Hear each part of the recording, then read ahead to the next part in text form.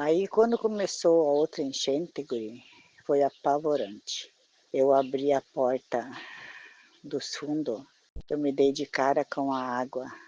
E o teu pai tinha ido trabalhar, que a água veio de supetão, sabe? Eu tirei as crianças da cama, peguei roupa. Eu sei que aquela época não deu para me tirar nada, bem dizer, eu perdi tudo, tudo.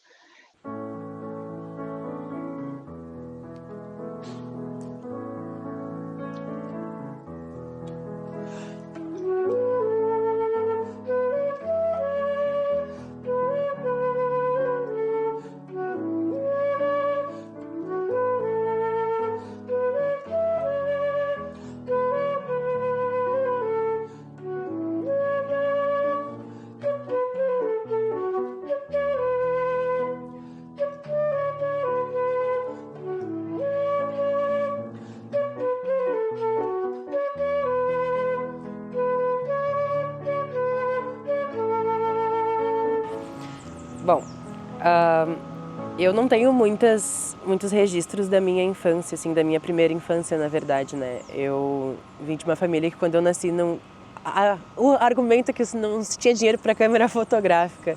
E eu acredito, né? Acho que tem um recorte de classe muito grande nisso, né? Minha família não era muito bem afortunada. Então eu não tenho muitos registros da minha primeira infância. Tipo, tem uma foto minha com 1 ano de idade e de resto é quase nada, assim, são poucas fotografias. Bom, a minha história com o projeto Resgate Memórias começou aí durante a enchente também. Eu já fazia na pós-graduação a disciplina de Antropologia Visual e da Imagem. Vi que a professora Fabiane postou um anúncio, né, pedindo bolsista de extensão para apoiar diretamente no apoio, né, à mitigação dos efeitos da enchente. Depois disso, essa bolsa foi convertida em uma iniciação científica, onde aí começamos realmente o trabalho de lavar as imagens mesmo, né. Durante o trabalho com as fotos, né, eu acabei resgatando uma memória, ou melhor, da memória que eu não tenho, que é de as fotos antes de eu nascer. O Vale do Taquari, que foi uma das regiões mais afetadas pela enchente esse ano, a minha família é de lá, né? Meus pais moravam lá, e a nossa história fotográfica, da minha família principalmente, acontece a partir do meu nascimento. Porque os meus pais passaram por 3 ou 4 enchentes no Vale do Taquari, perderam tudo, inclusive as fotografias, né? Acredito, inclusive, que as fotografias foi uma coisa que a minha mãe nem toca muito no assunto, quando eu tento extrair isso dela, porque eu acredito que deva ser uma área meio sensível, né? De ter perdido essas coisas. Como eu cheguei a comentar, os meus pais já eram refugiados climáticos antes de terem cunhado esse termo, né? Mas teve uma época, quando eu tinha 4 anos, que eu fui meio que adotada por tios meus. E na época eu morava com a minha avó e meus irmãos, a gente vivia uma vida meio difícil, assim. E fomos para lá, no caso eu fui para casa desses meus tios. E aí foi uma nova família, assim, uma coisa muito grande se iniciou, porque eles eram muito da fotografia. Isso foi em 2006, eu tinha 4 anos. E eu era muito fotografada dentro de casa, assim. Eu tenho um álbum muito grande de 2006, onde tem várias fotos minhas pelos cômodos, na cozinha, e lendo, escrevendo. Acho que é o McDougall que falou que quando a gente está com uma câmera em campo, né, fazendo etnografia, a gente está principalmente captando aquilo que está atrás da câmera também, né? Então, ao estar lavando aquelas fotos, né, olhando para aquelas imagens, para aquelas memórias, é como se eu estivesse revisitando o meu próprio passado e eu mesmo estivesse ali, olha, as suas lembranças, elas não são físicas, mas elas ainda existem, né? E esse vídeo específico é um dos únicos vídeos, se pá, o único talvez, que eu tenho da minha infância, que é eu na cozinha com esses meus tios e o meu primo. E a gente está tendo uma discussão sobre como que funciona o micro-ondas da casa deles, e eu fazendo uma comparação com o micro-ondas da casa da minha avó, que até alguns meses atrás era a minha casa oficial. E é muito emocional para mim, assim, porque nessa época no vídeo eu chamo ele de pai, ela de mãe, e meu primo era o meu irmão, porque naquele momento eu estava entendendo muito meu lugar de onde é minha família, assim. Eu fui uma criança que morou em muitos lugares. Então eu morei com a minha avó, morei com meu pai, com a minha mãe, com os meus tios, com as minhas tias. Então ele é emocional porque faz eu entender a relação que eu tenho com a paternidade, com a maternidade, mas também sobre esse registro de quem era eu criança, assim, dos pensamentos que eu tinha, das reflexões que eu fazia, das coisas que eu conseguia falar e comunicar com a minha família.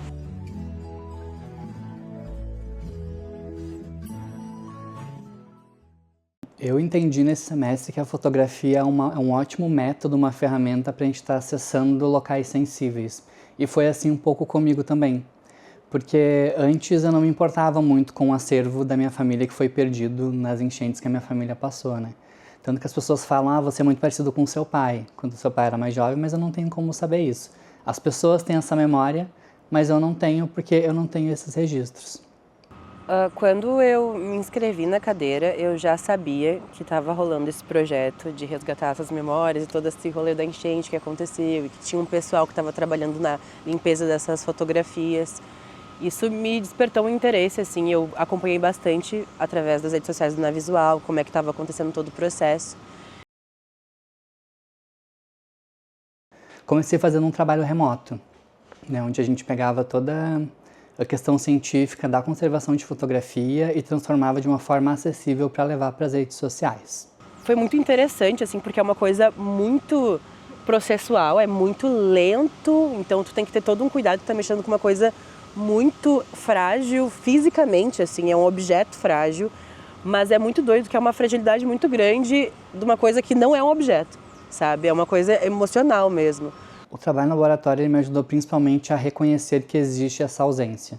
Porque antes, como eu te falei, antes de ter passado por essa enchente que eu só vi por olhos, né, eu não dava muito valor a essa documentação fotográfica. Coisa que agora eu passei a cuidar muito mais, né? Agora eu tô meio que atuando como guardião do acervo da minha família. Durante esse processo de gravar o documentário, de trabalhar no laboratório, encontrei uma foto do meu pai. Acho que essa foto tem uns mais de 40 anos, é uma foto bem pequenininha, onde aparecem meus pais muito jovens, 19 e 20 anos, e os meus 3 irmãos. Então, essa é a única foto que eu encontrei e agora eu posso dizer assim, realmente, eu sou um pouco parecido com meu pai, sabe? Antigamente, quando eu não tinha um celular, eu precisava que as pessoas fizessem isso por mim, né? E eu acho que isso me faz pensar um pouco também sobre como fotografar alguém é algo muito, tipo, às vezes só outra pessoa pode fazer isso por ti, às vezes, sabe?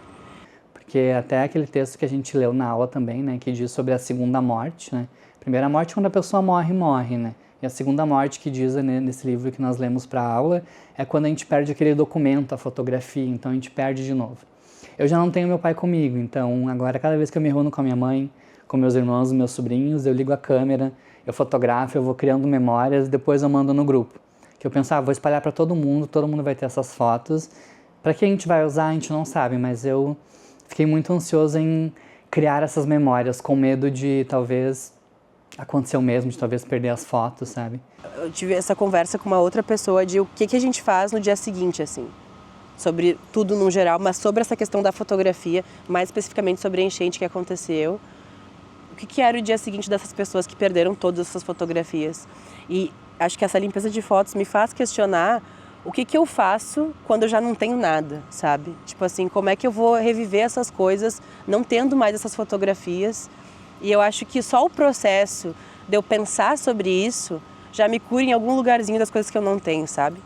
Então, tem essa ausência, mas eu tô pensando sobre como que eu sigo sem as coisas, porque tem um monte de gente seguindo sem. Eu acho que trabalhando nos acervos dos outros é como se a gente também fizesse um acalento no nosso próprio coração, dizendo assim, sabe, as memórias são importantes, né? Acho que o projeto me emocionou muito assim durante todo o processo, porque para mim era muito inevitável não pensar na minha relação com a fotografia e como seria se tivesse sido a minha família que estivesse enviando aquele acervo, sabe? Então, a gente percebeu que tinha uma pouca preocupação na história das pessoas, que também é uma história e que se juntando faz parte dessa história maior, né? Acho que a principal importância é de dar o direito para essas pessoas de lembrarem, né? Claro, tem algumas pessoas que não querem lembrar, mas a gente precisa dar esse direito da pessoa dela poder decidir, né? Ela quer esquecer ou ela quer lembrar? Enfim, a gente está mexendo com uma coisa que não é só frágil no toque, mas é frágil no coração de alguém, sabe? Então eu estou muito mais atento a isso de não só criar, mas também preservar as minhas próprias memórias, né? Porque acho que preservando a nossa memória, a gente preserva a nossa identidade, né? E a gente garante que as pessoas também no futuro, né? Nossos filhos, nossos netos possam ver também como foi o passado. Então eu acho que é uma coisa que impacta para sempre, assim, não tem volta mais.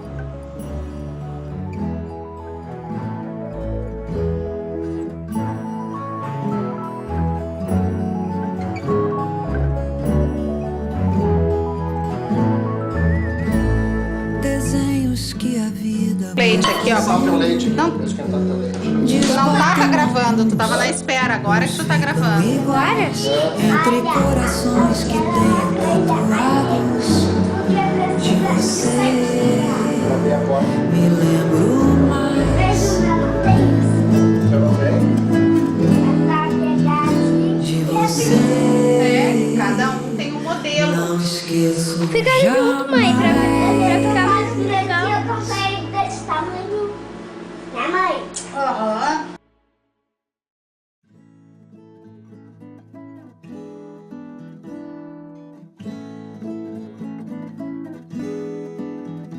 Tem lugares que me lembram minha vida, por onde andei, as histórias, os caminhos, o destino que eu mudei, cenas do meu filme em branco e preto que o vento levou. E o tempo traz, entre todos os amores e amigos, de você me lembro mais. Tem pessoas que a gente não esquece, nem se esquecer. O primeiro namorado, uma estrela da TV, personagens do meu livro de memórias que um dia rasguei do meu cartaz, entre todas as novelas e romances, de você me lembro mais.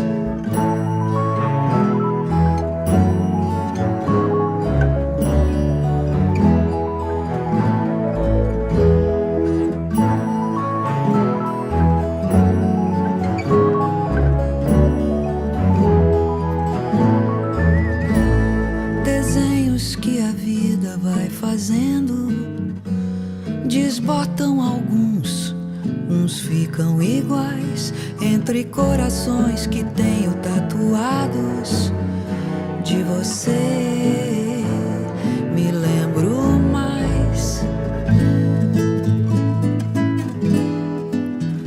de você não esqueço jamais.